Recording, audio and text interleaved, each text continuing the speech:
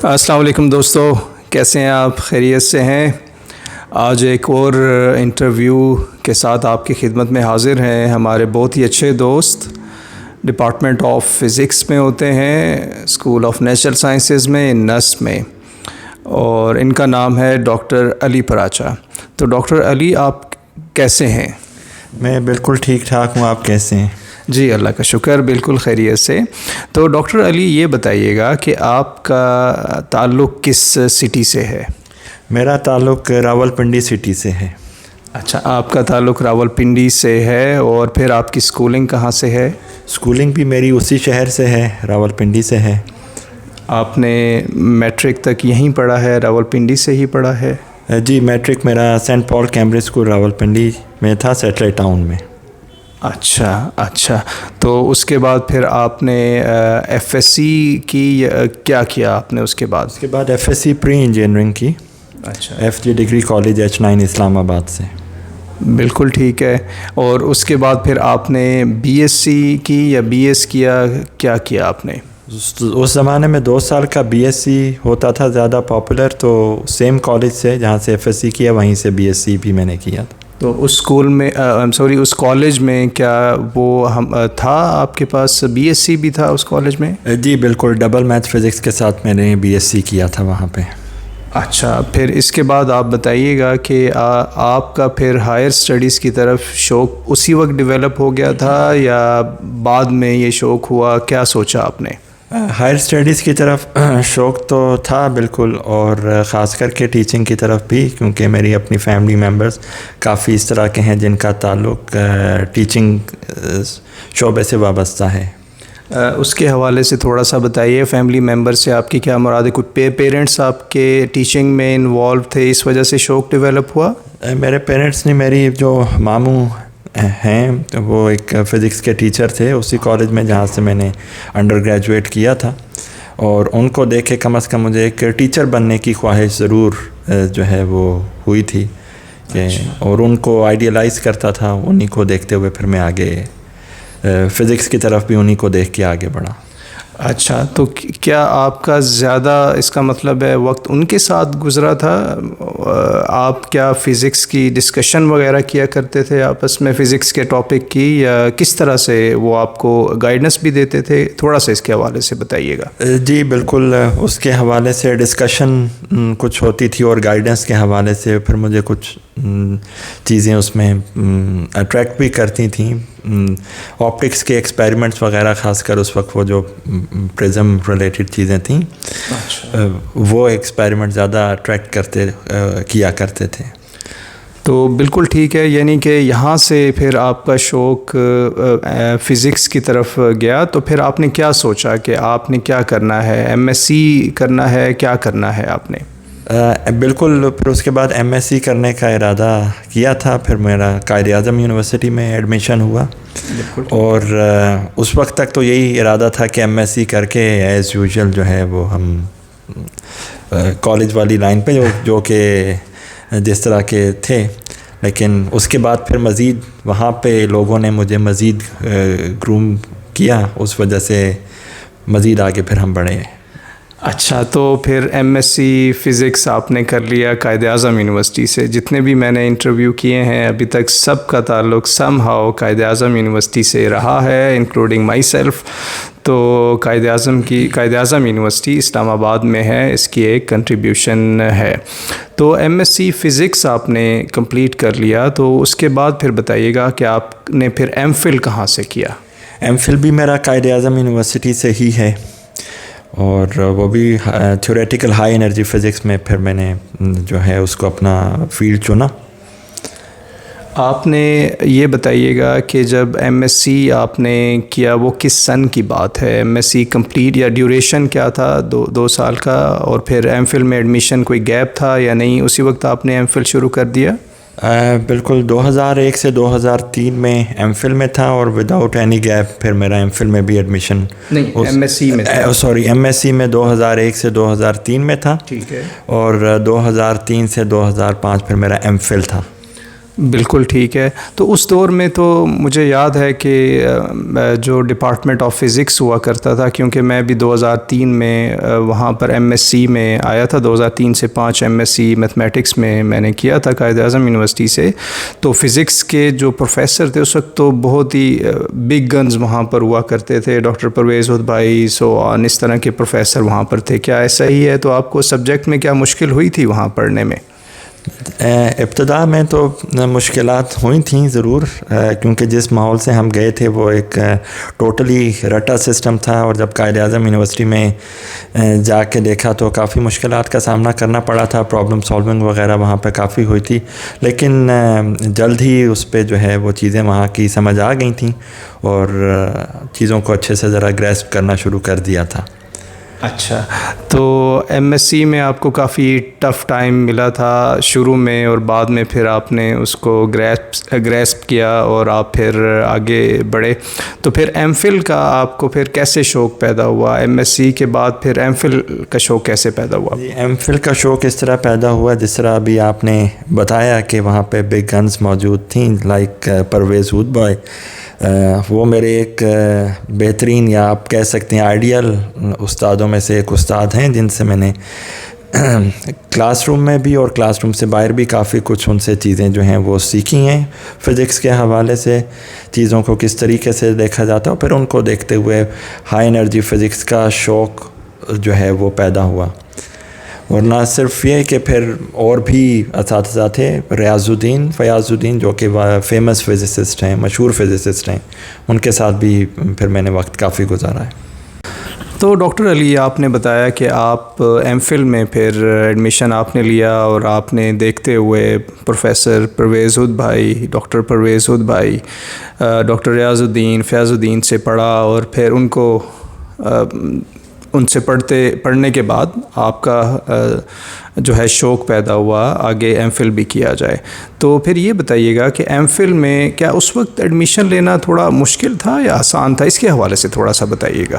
M Phil میں admission لینا کافی difficult تھا. ظاہر ہے اس میں آپ کو ریٹن ٹیسٹ دینا ہوتا تھا، اور ریٹن ٹیسٹ صرف 4 کورسز سے نہیں ہوتا تھا. اس دور میں پورے جو ایم ایس سی کا جو کورس ورک تھا، جو کہ لگ بھگ 20 کورسز بنتے ہیں، ان میں سے ٹیسٹ ہوا کرتا تھا، اور ٹیسٹ کے بعد جو ہے وہ انٹرویو بھی کنڈکٹ ہوتا تھا. تو آپ کو ٹیسٹ اور انٹرویو دونوں کلیئر کرنا ہوتے تھے. تو اس وقت مجھے بھی یاد ہے کہ کافی آپ ایم ایس سی میتھمیٹکس بھی کر لیں اور ایم فل کی طرف جائیں تو کافی مشکل ہوتا تھا ایم فل میں آنا، اور کئی لوگ ڈراپ بھی ہوتے تھے. ایسا ہی ہے کہ کچھ سب لوگوں کا ایڈمیشن نہیں ہوا کرتا تھا ایم فل میں؟ جی بالکل اسی طرح سے ہی ہے. ڈراپ آؤٹ ریشو بھی ہوتی تھی، اور کچھ لوگ جو ہے وہ کو داخلہ بھی مل جاتا تھا. بالکل ٹھیک ہے. تو پھر آپ نے ایم فل میں کورس ورک کیا، تو اس دوران بھی ڈاکٹر پرویز ہود بھائی نے یا آپ کو کس ٹیچر نے پڑھایا اس وقت؟ میں نے زیادہ تر کورسز پرویز ہود بھائی سے پڑھے ہیں، اور ریاض الدین سے اور فیاض الدین سے کورسز جو ہیں وہ پڑھے ہیں. اچھا، تو اس کے بعد پھر آپ نے ظاہری بات ہے ریسرچ کی ہوگی. اس ریسرچ میں پھر سپروائزر کون تھے آپ کے؟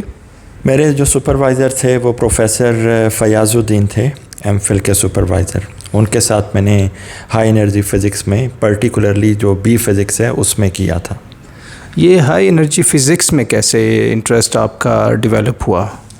ہائی انرجی فزکس دیکھیں، ایک تو کائنات کے بہت قریب ہے. لاز آف فزکس کو ایکسپلور کرنا، نئے فنڈامنٹل پارٹیکلس کی ڈسکوری ہم سب کو بہت جو ہے وہ اٹریکٹ کرتی ہے. تو اس سلسلے میں جو اس طرح سے میرا شوق جو ہے وہ اس فیلڈ کے اندر جو ہے وہ پیدا ہوا. پہلے باتوں کی حد تک تو پتہ تھا، لیکن پھر جب ایکچوئل کیلکولیشنز جب کرنا شروع کیں تو پھر پتہ چلا کہ یہ کافی جو ہے وہ ایک مشکل فیلڈ ہے، جس میں آپ کو بہت محنت جو ہے وہ درکار ہے چیزوں کو سمجھنے کے لیے. تو آپ نے پروفیسر فیاض الدین کا نام لیا، وہ آپ کے سپروائزر تھا. کیا آپ نے صرف انہی سے کانٹیکٹ کیا؟ ڈاکٹر پرویز ہود بھائی بھی بڑے فیمس تھے، ہر کوئی چاہتا ہوگا کہ ان سے بھی ریسرچ کی جائے. وہ بھی I guess high energy physics کے ہیں یا پارٹیکل فزکس کے ہیں اگر میں ٹھیک کہہ رہا ہوں. تو ان سے کیوں نہیں ریسرچ کی، یا آپ نے کانٹیکٹ ہی انہی سے کیا تھا؟ کانٹیکٹ میں نے ریاض الدین اور فیاض الدین سے کیا تھا اس لیے کیونکہ ان کا جو ریسرچ پروفائل وغیرہ تھا وہ یہ ایکٹیو ریسرچر بھی تھے، اور پرویز صاحب ان دنوں آن اینڈ آف جو ہے وہ آتے جاتے رہتے تھے. آف کورس میرا زیادہ جو شوق تھا وہ ان کے ساتھ کرنے کا تھا، لیکن کیونکہ وہ ملک میں کبھی آتے تھے کبھی جاتے تھے، اسٹوڈنٹس کو تھوڑا سا کم ٹائم دے پاتے تھے، تو اس وجہ سے پھر جو ہے میں نے فیاض صاحب کو ایز اے سپروائزر جو ہے وہ ان سے میں نے بات کی تو انہوں نے مجھے رکھ لیا. اچھا، ان کے ساتھ پروفیسر فیاض الدین کافی مشہور ہیں، دنیا میں بھی کافی مشہور ہیں، اور پروفیسر ریاض اور پروفیسر فیاض اس وقت کافی مشہور ہوتے تھے، تو ان کے ساتھ آپ کا تعلق کیسا رہا؟